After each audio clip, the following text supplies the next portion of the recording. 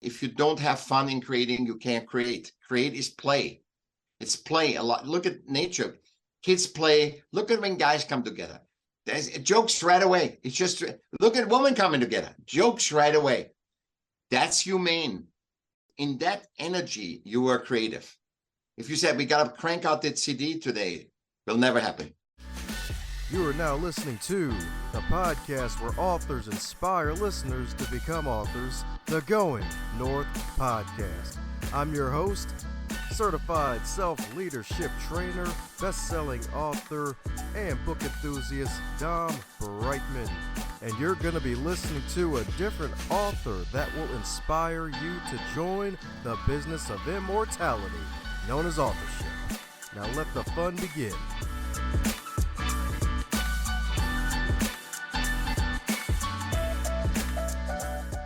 Today's episode is sponsored by book number 2 from DomBrightmon, Stay the Course, The Elite Performer's 7 Secret Keys to Sustainable Success. It is the field guide to help unleash the elite performer that is inside of you. Cop it today on Amazon.com or heading over to DomBrightmon.com and snag it in book, ebook, and audiobook, so that way you can take it on the go and get yourself on the go to your northbound success. And today on the Highlight Reel Builder for Authors, known as the Going North Podcast, we got another super special, awesome human for you today, courtesy of Podmatch.com, the wonderful site where podcast guests get to connect with podcast hosts, and you're in for a treat that's good enough to eat 5 times over, because we got one heck of a super special, awesome human indeed. Because today's guest in particular kind of reminds me of this quote my pastor mentioned one time in one of his sermons, that a self-taught man is a very dangerous man because he has so many skills that he can tap into in his wonderful arsenal. And today's guest is one heck of a creative man himself, because today's featured bookcaster, you heard that right, folks, a bookcaster, because not only he hosts a podcast of his own, he's also an author of 5 books and counting, as well as a multimedia artist, creativity awareness educator, a former DJ, as well as the former Newport Beach, California Arts Commissioner. So let's give it up for Mr. Eminem himself, the M with the double L's, the one, the only, Michaell Magrutsche. How you doing today, Michael? Thank you, Dom. Good to see you. Love your background. Love the explosion. Yeah, it's awesome. Awesome to be with you. It's a day to feel spiritual day, because my goodness, dude, you're like a walking book of Proverbs, all the creativity that you have along within you, just looking at your side and checking out some of your past works. Like my goodness, when did you first discover your level of creativity? I believe it was in school, wasn't it? Like grade school? When I couldn't fit, I was a sick child, and then I went to school and got punched in the face again, because I was neurodiverse. I was, I couldn't understand. I couldn't read. I wrote 5 books, but I still can't read. So I have a hard time reading. And also my hand-eye coordination is off. So I had to go to art. I was kind of forced to do art. First of all, it made me feel good. Art made me feel good, like it does all of us. When we are adolescent, we love movies. We love songs, save our lives. Literally, we are ready to jump and hear the song, and we are back into reality. And I was always attracted to, and it never went away, into the art. And I was so curious about how can that be, because I couldn't fit in systems and understand whatever, blah, blah, blah. So I was like, how can Stevie Wonder do this? Why do I hear Marvin Gaye do that? How did they do that? Why is the rhythm of whatever, craft work to EPMD, why are these things, and reggae, what are this mysticism of rhythms? And I learned guitar because I was like really influenced with Jimi Hendrix, Led Zeppelin, the Stones. I wanted to be guitar player, and this was the first wisdom that I really got through art. And I learned 2 years classical guitar, and I couldn't do anything because of my dyslexia. My hand-eye coordination was off, and I didn't know that then. And I thought I was done with instruments. And then my friend says, can you play that? The percussionist was out. Can you just do a little cowbell, do a little bongos? And from there, I was just exploded. I was invited afterwards everywhere. I made a record and so on and so on. But just to see the wisdom in that was, you think this is what you want to do, even in music. And then you figure it out and say, oh my God, I can't. You do 2 years, you work on something, and then you go to a drum and you're right there. Because that's the right medium for you, how to express yourself. And this was interesting. You love to see it. Definitely interesting indeed. Definitely interesting indeed. And it was good that you're able to find a way to have an outlet like that and really just to really express yourself and then actually turn it, I guess, in a way into a business. So my goodness, so still not being able to read as well as you would like, you're still able to get out 5 books. How's that process like? Like when did you decide to write your first books? I'm pretty sure that wasn't even on your radar. I wanted to always go into film, and I did the screenwriting class that Steven Spielberg started, and I didn't understand, again, a system I didn't understand and comprehend it. I passed it, I got an A and everything, but I couldn't do anything with it. And then for some reason, I worked in television, again, artsy, art related, everything is creativity, art related. And then I had the luck, which there was nothing for me it's just the luck, the right time, right space. And I got an invitation to work with Robert Evans, who did The Godfather, Love Story, and so on. And I co-produced with him, lived in his house. And he gave me a bunch of, I had access to the best scripts that are available, that only the top people get. And I read them. I had to read them all, which was a real hard time. It took forever to read them. But dialogue is easier to read for me because it's, first of all, it's all, spaced up. And so it was easier for me to read. And I read a lot of screenplays. And then I thought, I have a story in me. And I wrote the first screenplay, and it was actually in pre-production already. And then Evans passed away. So this was after I worked with him. So it was already, we worked on it in pre-production. And it's because he loved it so much, because it was in between Love Story and Fatal Attraction. So I wrote the script, and then I thought, why not? You have written it. Now he's passed. He didn't have any rights yet or anything. We didn't sign anything. So I published it myself on Amazon. So that was my first book. And then so I learned how to write to structure the book. And then the next one was, and I was in the art business. I was arts commissioner and all this stuff. And I saw that so many people didn't hang the art right.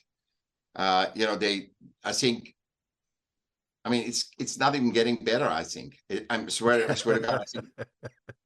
And what the key in hanging art is that you don't lose the connection. And I can say in one sentence, right? That's the value of this podcast. So thank Dom to get me on. So what it is if you hang a picture, you have to have the feeling that you can walk in it. So that is the key of any hanging, because people are already intimidated by art. If art is hung high, you lose the connection. It's funny. You should try that at home. Have somebody hold a painting, have it where you can walk into it, and then lift the painting. All of a sudden, you lose the connection. It is magic. You cannot do it too low, because that's not intimidating. You just could walk. You have to dig and get into it. But when you hang it too high, you lose the connection. And I wrote how to do sculptures, how to light sculpture, and so on. And so the second book is all about art, how to place art, public art, because I was in the public. I know what the problems are of public art. And I wrote that book. And then the next one, and the next one, and the next one.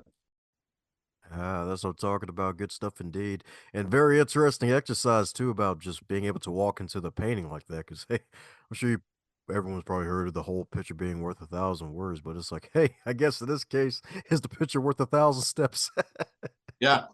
It's more than 1,000 words. That, by the way, they have found the information in a painting is not that, is more than 1,000 words. They have to scientifically proven by scanning it. It's actually more than 1,000 words. That's what I'm talking about, indeed. That's what I'm talking about, indeed. So, my goodness, so with all that wonderful experience, my goodness, like it kind of could even be applied to life nowadays, where sometimes folks are so focused on the next thing or the past thing, Yeah. they're not really in the present and walking in their present. So, what helps folks to really stay in the present moment since you're a creativity expert? What is art? Art is basically what does art want? I mean, this is, everybody talks about art. What is this energy? We all know about creating, right? We are creative animals.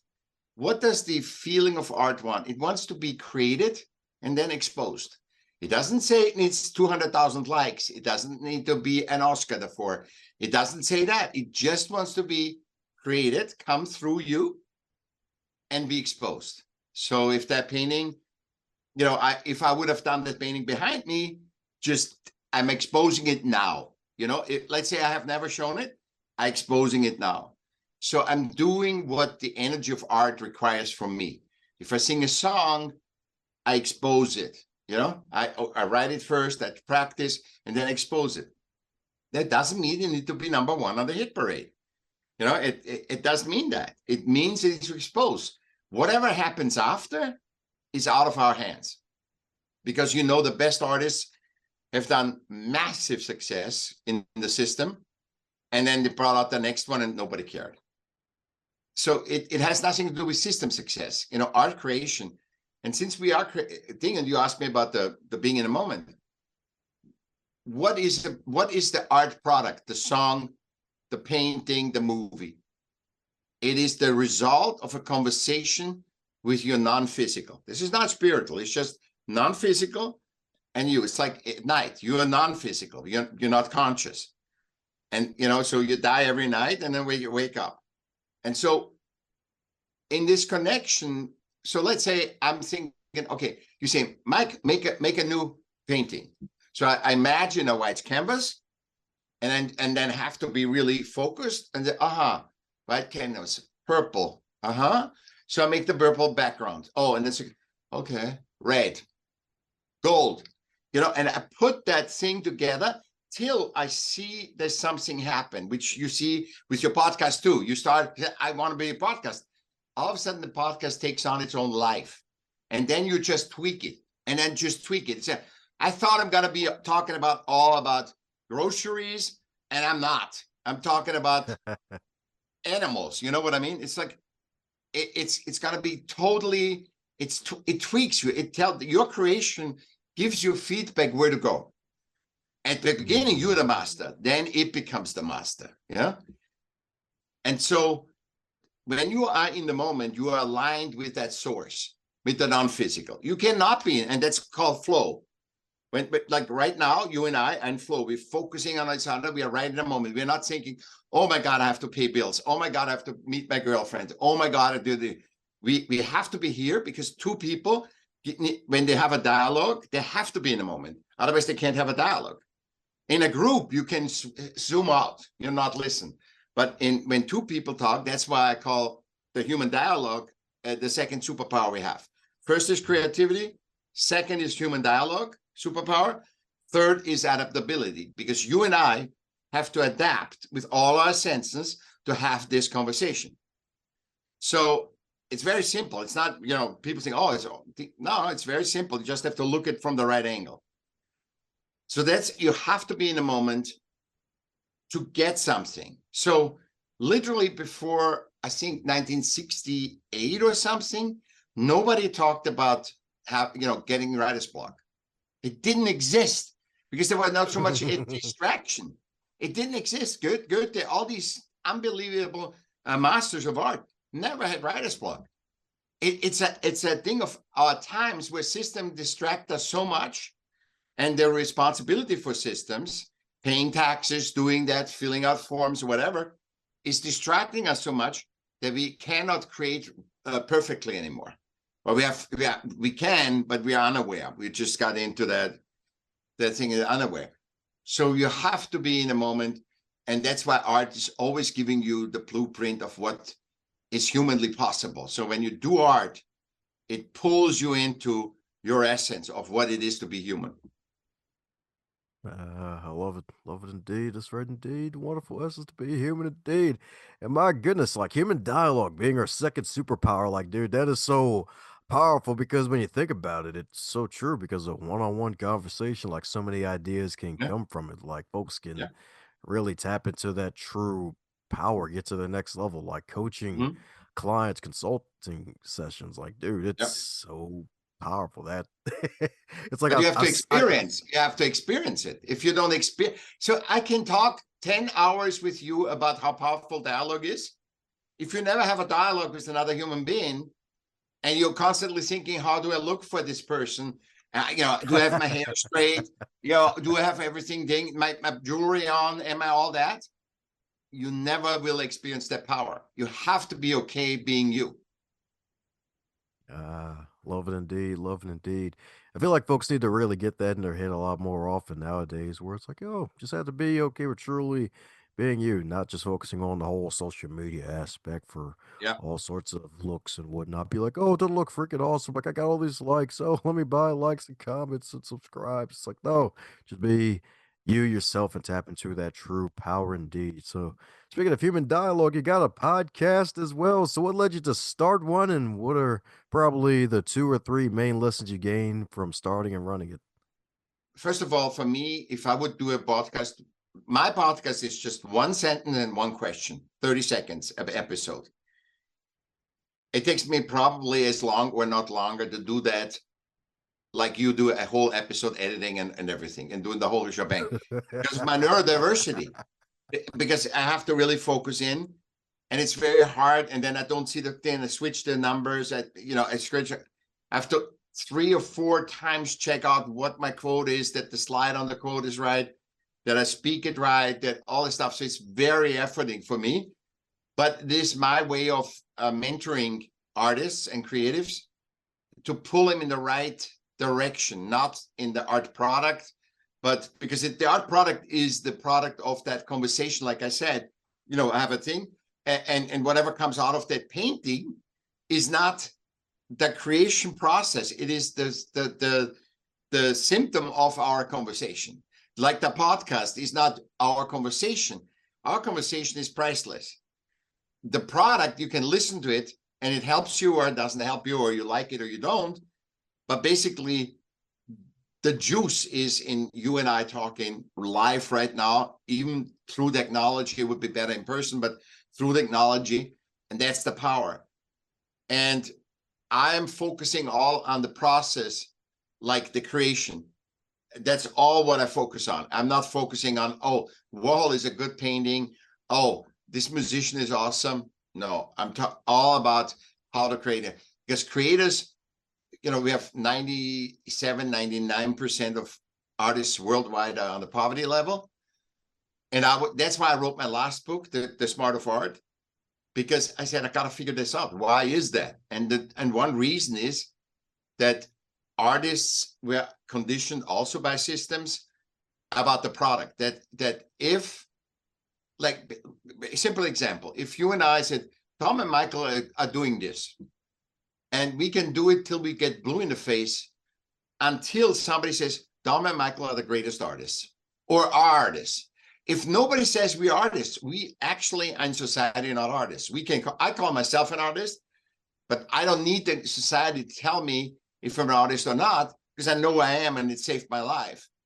But until somebody says, hey, Tom, you're an artist, I think you're a great artist, you are officially in the systems, you're not an artist. If you don't have a record on a certain thing, you're a musician. It's a hobby, right? Always hear that, art is a hobby. You know what's art? What the hobby in art is? The selling, because that's just a Mm. hobby. Because there's no guarantee somebody will buy your product. So that's the hobby. It's the creation is growth.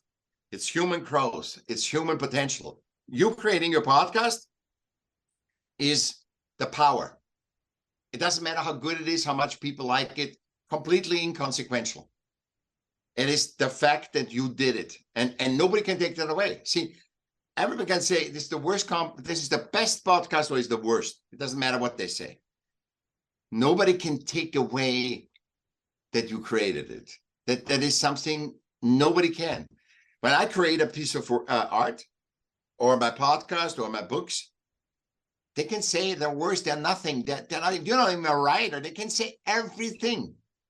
But one thing they can never take away, that I created and they didn't. Because you will never hear from a successful creator, this is bullshit, this is thing, because they know at least Dom and Michaell were there and they did an episode.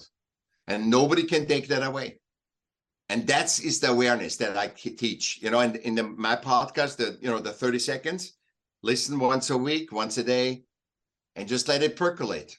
And you will get so aware, and then nobody can take that away from you. Powerful indeed, powerful indeed. That's right indeed, that's right indeed. Like so many gems my man's been dropping during this magical conversation or the magical human dialogue indeed, especially with the creation being growth. Because it's so true. It's like the more you create, the more you get to grow indeed as a result. Yeah. You know who yourself. There's nothing better. I have no education. I'm completely self-taught. I have no idea. I couldn't. My brain couldn't do it, And I've learned everything from art creation. That's what I'm talking about indeed.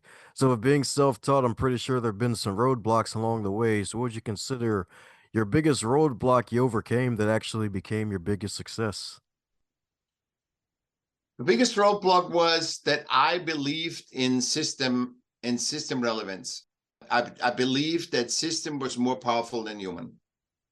And I was believing that till I was 50. I was running against the wall, did everything system says. Don't give up, keep pushing against, keep doing, and I did, with a lot of suffering, with a lot of struggle, with a lot of submitting, with a lot of denying of myself. Till I was about 50, I hit the wall, And that was the biggest hurdle. And when I got that I'm a human, I am a species of nature, I cannot see as good as an eagle, I cannot swim as good as a dolphin, I'm not as strong as an elephant, but I'm a creator animal. I can create. And for the creation, I need to be self-aware. See, the elephant doesn't need to be self-aware. He knows he's an elephant. The ant knows he's an ant. It's an ant. But we know we need to be self-aware, not because we are bigger, we're godly or whatever. We need to be self because we're creative animals. Look, we created New York, Singapore, Nike, Apple, everything on this earth. All the man-made systems are created by us. The problem is we lost ourselves and submitted to it and forgot that we created all this. We just said, oh my God, that must be better. Nike must be better than all the humans. A country like, Russia, China, or anybody, America, needs to be better than human. No, it's not. It was created by us and should serve us. It should serve the humans. Humans created systems that they serve them. They make life easier. They make interacting easier. Like the Zoom helps us to communicate. That's what a system should do. Such system should be human relevant and not static. And in the static, it takes that you have to adapt to it. And our adaptability, we talked about it, is the third superpower. Is like nature, because nature always adapts. It's never static. It's always balancing, harmonizing. And we human adapting to systems so that the system can actually function and existing. And when we do that, it takes a lot of life force. We need to make vacations that are sold to us as a reward. They're not a reward. They're just a time where the human body can readjust so you can go back to work. If you live a harmonious, fulfilled life, by the way, fulfillment is success in the human realm, in natural realm, you don't need any vacation. You can work all day long, morning till night, because you're always in balance. You're always in balance. But there can't be somebody that says, oh, Dom, you didn't do it right. You need to make it better. You make it cheaper. You make it faster. That is disturbing humans, And it's also distrust, because if I say, make it faster, better thing, I say, this, what you're doing is not right. And then you, in turn, take that against yourself. And that's the worst thing, you know? That's what I'm talking about indeed. That's what I'm talking about indeed. And definitely encouraging to those who are probably dealing with that themselves, like probably still trying to find themselves and lacking that self awareness. Indeed, it's like, hey, sometimes you got to hit hit a few walls. Yeah, no, sad, but and I don't want the next generation to have to do that. Wait till 50. Are you kidding me? You're wasting Mm. 50 years to be system relevant. Just be human relevant and see the system has to serve us. And let's try to recreate or alter the systems that they are human relevant. There's 8 billion of us humans that are all different fingerprints, different eyes, different DNA. Nobody fits really in the systems because systems are very limited, you know? So let's make them human relevant and make them for how we did them in the first, because no system starts with a negative intent. It's always a positive intent. It just, because it stays static, we grow, and then there's a dissonance. We grow and it's like in a relationship. When one person grows, the other one doesn't, it goes apart. Only the other one isn't the person, it's the system. So that's why you see all these systems crumbling right now in the world, because it doesn't work anymore. There you go. There you go, indeed. So, my goodness. So, speaking of not staying static and making sure you stay relevant so you don't crumble like a system, what you got cooking in the future for your future plans? Because I believe you got, what was it, 6 more books you're working on, or is it just 1 more book I'm you're working working on on? a six and a seven concurrently. So the 6 is almost done. I need to just edit it, but it's done. It's written. And it's about system and human relevance. It's being, we are species of nature, and we forgot that. And the next one is how to create systems that are human relevant and sustainable. That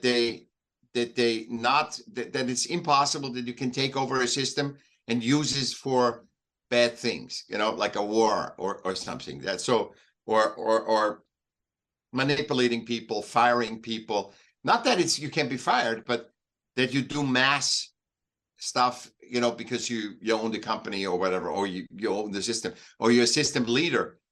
So there should never be a hierarchy. What should be is, like, you look at art creation, the symphony orchestra. It doesn't matter if you're in the best theater, you have the best violinist, you have the best conductor, you have the best orchestra. If the light doesn't go on, that performance doesn't happen. If the oboist is playing the wrong note, it doesn't happen. If the curtain doesn't open, it doesn't open. And that's, in art creation, it's about the product. It's not about the race, the gender, the sexuality, anything, any system. It's all about, we all have to go together. You and I have to be together right now to make this happening. It's no, oh, Dom, you're the greatest, or I'm nobody, or I'm the greatest, it's not about that. And these are outdated system dynamics that need to be changed. The team is boss. That's always, the team is boss. It's not communism. The team is boss. The team, you must have fun in creating. If you don't have fun in creating, you can't create. Create is play. It's play a lot. Look at nature. Kids play. Look at when guys come together. There's jokes right away. It's just, look at women coming together. Jokes right away. That's humane. In that energy, you are creative. If you said, we got to crank out that CD today, will never happen. Never. Boom. That's what I'm talking about indeed. That's what I'm talking about indeed. And heck, funny enough, I guess folks need more play in their lives today now, more than ever, with everything going on in the outside world. And folks just forget to really just play and truly create, so that way they can really be their best selves. So what help keeps you playful? Because I'm pretty sure you have no trouble with that at all. No. I always play. I always am funny. I always joke naturally, because, I look for the funniness of being human, and I don't have any hobbies. I don't have any hobbies. I don't have to do anything. I just like to make music, paint, be with my buddies. I'm in hospitality business because, you have to support your profession. And I like all that stuff. It's creative too, by the way. And hospitality business is very humane and creative too. And that's where I enjoy life. I look forward to go to work. I'm not somebody that hates threats. I never had a day in the last, I would say, 10 years that I feel like I hate to go to work. Never, not one day. Because I'm in the moment. I'm in the moment. I'm trusting. I'm not thinking, oh, this will be a horrible day today. No, I'm in the moment. I'm just surprise me life. And therefore I don't have future plans. I don't have future plans. The plans reveal themselves to me instead of me saying, I need to build a new car, a new iPhone. I need to make the next best records. No, I'm just enjoying the writing stuff down, pondering, seeing, be with myself, be with other humans. And then, stuff happens and reveals, and then I get a chance to have a podcast with you. Yeah. That's what I'm talking about, indeed. That's what I'm talking about, indeed. Sweet. So, my goodness, that's definitely powerful, indeed. 10 years of going and doing work that you truly enjoy, especially during the pandemic and the hospitality Yeah. business. No less, Oh. folks are probably like, man, what the heck is he be doing? Like, I need to find the secret to that. No, it's not a drug. I couldn't even take drugs because my brain wouldn't handle it. No, no drinking, no drugs. It's just high on life. And you can't be high on life when you're in the moment. When you create and creating taught me that. The art creation taught me to be in the moment. Just see what reveals. Not saying this is gonna be a jungle and I'm painting a jungle. No, you paint, and if a jungle comes out, it's good. If a meadow comes out with a tree, it's good. If it's something abstract comes out, it's good too.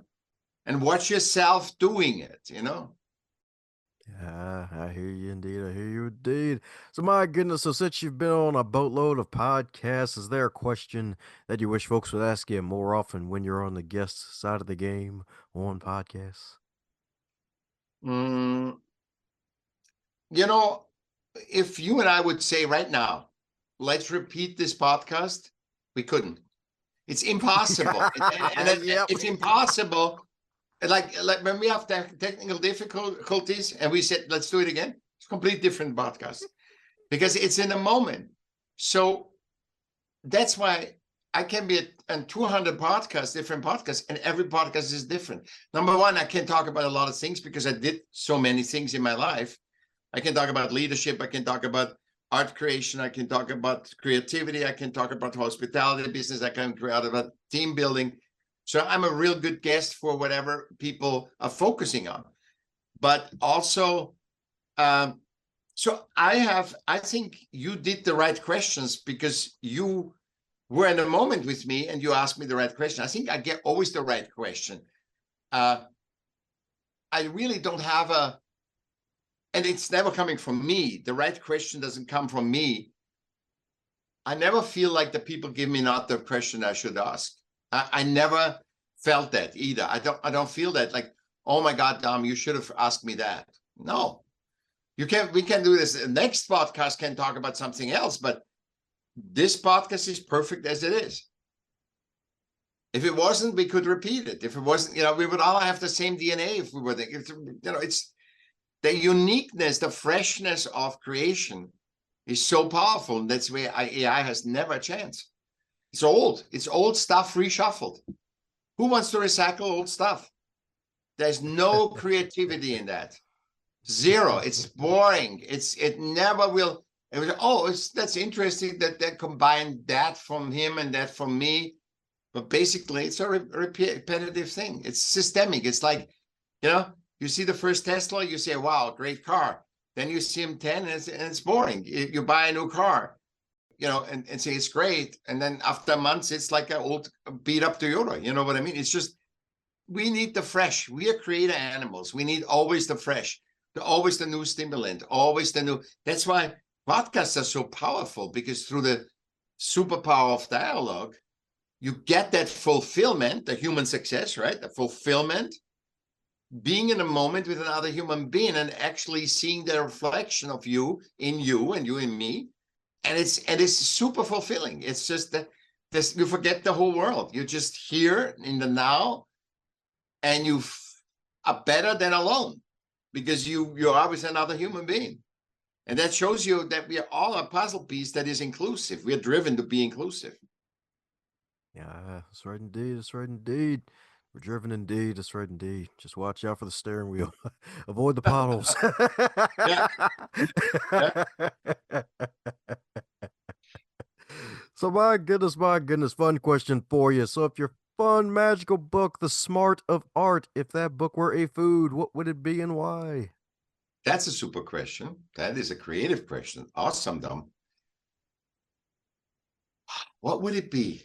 But it's awesome because it stretches me. If that was a food, oh wow. It would be a food that I never ate before. And the tastes, and actually I had that experience recently. I had these peeled tomatoes in plum brine. And it doesn't taste like a tomato. It doesn't look like a plum. It is a completely new thing. And I think that's what I mostly, because there's nothing out there except now Rick Rubin wrote the book, The Creative Act, A Way of Being. And that is like, if I would suggest reading my book first, and then if you like that, go to his book, because it's the Bible. It's the Bible of creating art. It's very high. It's a deep book. You have to really dive into it. But I think we are the only two people that actually write about the creative act, about the power that is in the art creation. And it's so obvious, because when you think about it, when you set a table, you're creative. You set a table that different than your boyfriend or girlfriend, or your mother, or your grandfather, or your kids. Everybody sets the table different a little bit, right? Everybody does something in a different way, eats differently, makes everything. So you're always creating your own being, how you express yourself in the physical. So I don't know why people are not aware of it, that creation is, that we are creator animals, right? I don't know why. But it would be, my book would definitely would something that's really good tasting, but you've never tasted it before. That's what I'm talking about, indeed. That's actually an interesting food combination you mentioned earlier. What was it? Peeled tomato Peeled and plum brine? tomatoes in a, and they're in a brine, in a plum brine, and it is like, they're little tomatoes like this, and it is amazing. It is mind-boggling. I've never experienced tasting something that I've never tasted before. When you taste anything, the profile you can taste, okay, cheese, beef, a bread, a pickle, they all have taste profiles that you can compartmentalize to wherever they go and what they are, and often is interesting in taste profiles that you taste something and you recognize the taste, but you can't say it what it is. You can't put a word to it. This is something you absolutely cannot recognize. That's what it is. When a taste that you cannot recognize, that is good and feels good and experience good. And I think I do the same with my podcast. I think you see, I'm looking from a complete different perspective, and it makes sense. It makes human sense. Otherwise, you would say, Michael, how does that? No, that doesn't work. It resonates because I look from a human side to it, and that would be the food. But it's a great question. It's an awesome question. Woohoo! Sweet. That's what I'm talking about, especially when it gets you to stretch. That's right indeed. Embrace moral levels of creativity. Yeah, That's right indeed. Taking that natural high even higher. exactly. So my goodness, we're coming down to the magical question that every guest gets to receive, and that is, if you were to wake up tomorrow and you were 25 again, but you're still in the current year, what advice would you give to yourself? Explain it to me. So I'm waking up tomorrow. Yep, you basically wake up 25. tomorrow. So you mean I have my youth back? I have my physical youth back? Yeah, you're basically your younger I self, hope but you're not. still a Gen I Z. would say my answer is I hope not, because I feel better than I've ever felt in my life. I swear to God, I'm in my 60s, and I've never felt healthier and better in my life. I was a sick child. Don't forget, I had all these troubles. So 25 is not a turn on for me. You know, for a lot of people that might be. It's a great question again, but I tell you, I wouldn't want to be 25 again, not knowing shit. Are you kidding me? Being completely unconscious, running around like a blind and deaf person. Horrible. What a struggle. What a struggle. I know. I hope it makes sense to you, but for me, no way. No, it makes sense indeed. Yeah, because there's always a few select folks who will be like, nope, I wouldn't want to go back in time and be in the current year with a younger body. Like I'm enjoying life now. Shoot. Yeah, exactly. Exactly. And it's perfect. My age is perfect for me. It's perfect for me in the right time. I say I have a lot to do. I want to do a lot more. I think I have a lot coming in and a lot to manifest.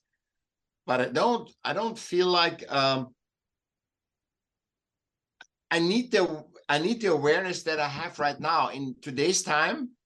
If I was 25, I wouldn't be aware at all. I would be totally overwhelmed. I would think, oh my God, the world is going under tomorrow. And I don't feel it at all now, as my age. But I would have felt that if I was 25 now. There we go. That's right indeed. It's always great hearing the different responses you get from that question. It's like, all right, what direction are they really going to go with this one? And it's a good one indeed. It's a good one indeed. And the good news is it all still points north in terms of this show. So my goodness, so for those who need to tap into the LLRJ content himself, that's my nickname for you since you're Mike with two L's. What's the best way for folks to contact you and keep up with all the stuff that you're doing? I have one hub. It's simple. MichaellM.com. Michael with two L's. MichaellM.com. And you find everything. All my social, you can contact me, you can hire me, you can do everything on that website. Listen to my music, see my paintings, log into all my interviews, most of them on YouTube and Spotify and Apple. I have one app, and just taste it. It's all free. Just taste it, enjoy it. If you buy a book, buy it on Kindle, because when you do it on Kindle, it's not only cheaper, but you can have it read in your language. So if you're Hispanic or if you're a different language, you can have it read in that language to you. And I know artists don't want to read, so have it read, have the machine read it to you.